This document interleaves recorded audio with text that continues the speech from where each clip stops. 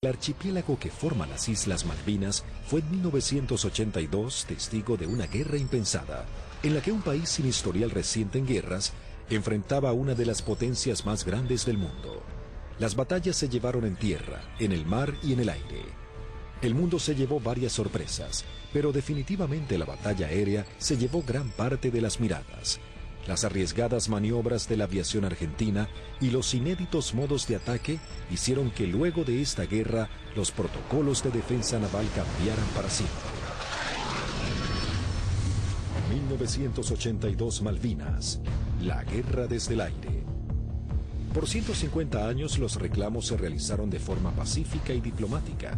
Sin embargo, en 1982 Argentina decide recuperarlas por la fuerza. Como respuesta, Inglaterra hace zarpar a la flota más grande que enviara contra un objetivo desde la finalización de la Segunda Guerra Mundial.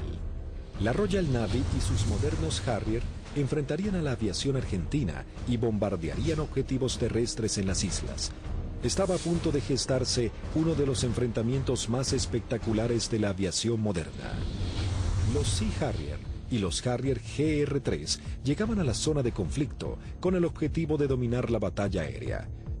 La mayor ventaja de estos cazas es que despegan verticalmente gracias a sus toberas direccionables.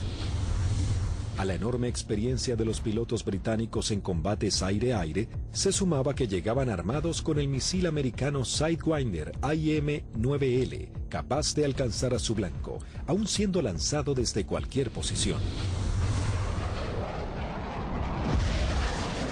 Argentina se preparaba para enfrentar a las fuerzas de tareas británicas con diferentes aviones que había adquirido en los últimos 40 años. Si bien tecnológicamente estaba muy lejos del ejército británico, los pilotos tenían confianza en su desempeño. Había que pensar que el A4, el Skyhawk, era un avión que se compró de un diseño de la década del 50.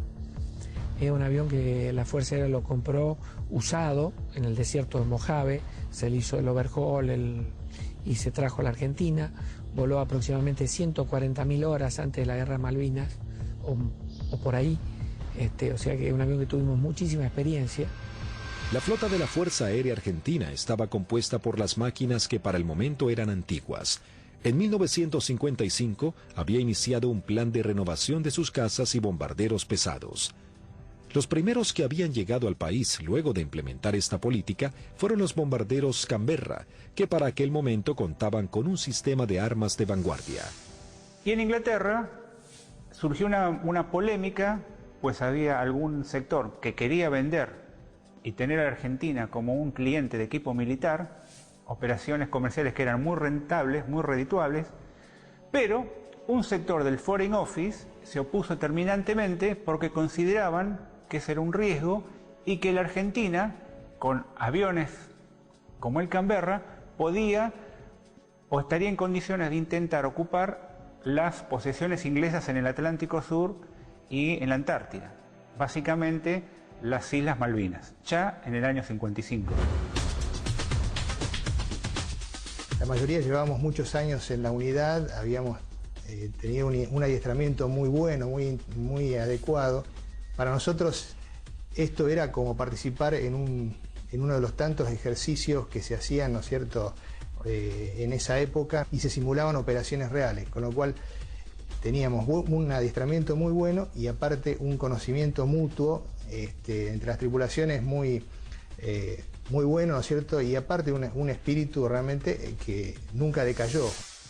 En la década de los 60, la Fuerza Aérea adquiere el cazabombardero A4 Skyhawk, de manufactura americana.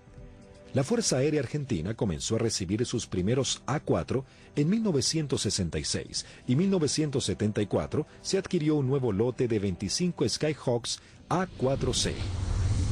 La Fuerza Aérea Argentina también contaba con un avión de combate de fabricación nacional, IA-58 Pucará.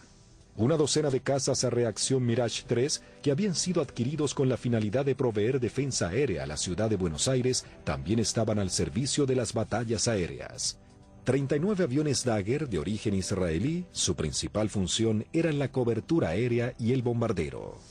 En 1972, la aviación naval argentina adquirió un lote de 16 Skyhawks A4Q, que fueron destinados a la tercera escuadrilla de caza y ataque, con asiento en la base aeronaval de Comandante Espora.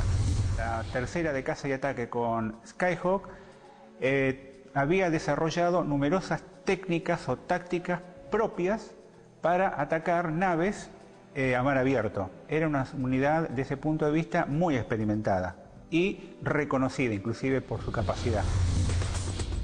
Estos Skyhawks, a diferencia del A4B y C, se caracterizaban por ser un sistema de armas capaz de operar desde el portaaviones argentino 25 de mayo.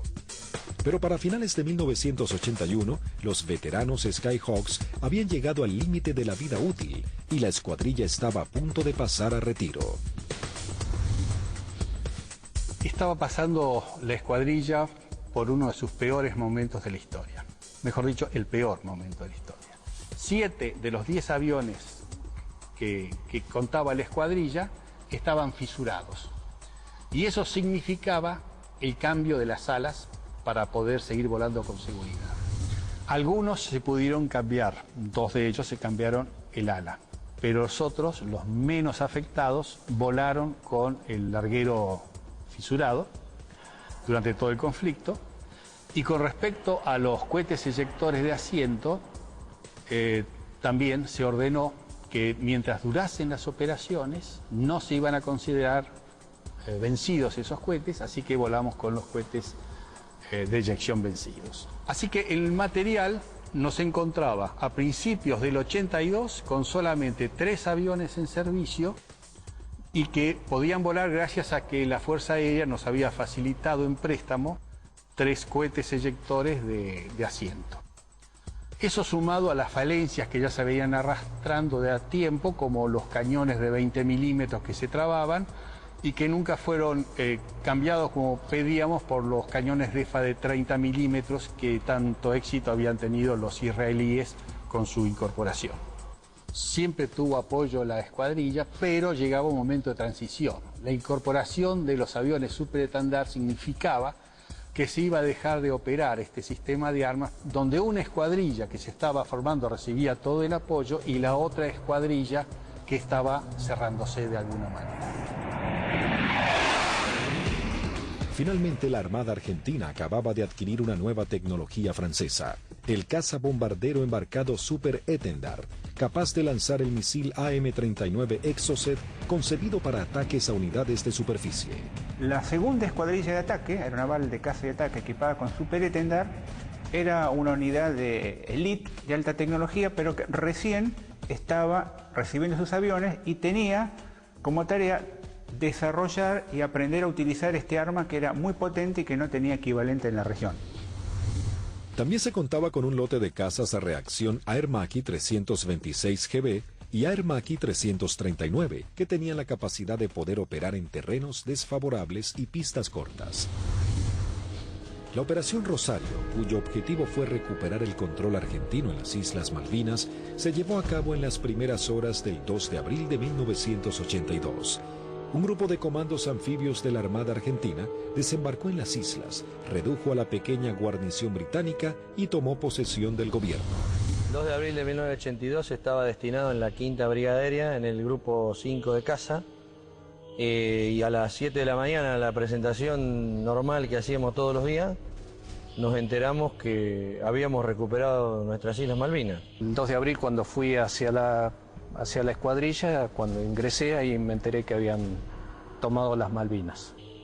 Una sensación de incertidumbre. Así que me encontraba de oficial de guardia y en ese momento recibo la noticia de la toma de Malvinas. Me tomó totalmente de sorpresa. Bueno, yo pertenecía al escuadrón 1A4C, que tenía su asiento en la ciudad de Mendoza. Estábamos haciendo unas prácticas en la base de Río Gallegos. Era una práctica usual que tenía la Fuerza Aérea en aquellos años de desplegar escuadrones, se llamaban escuadrones móviles, al sur de nuestro país, como para que todo el personal estuviera adiestrado y conociendo un área de un posible conflicto.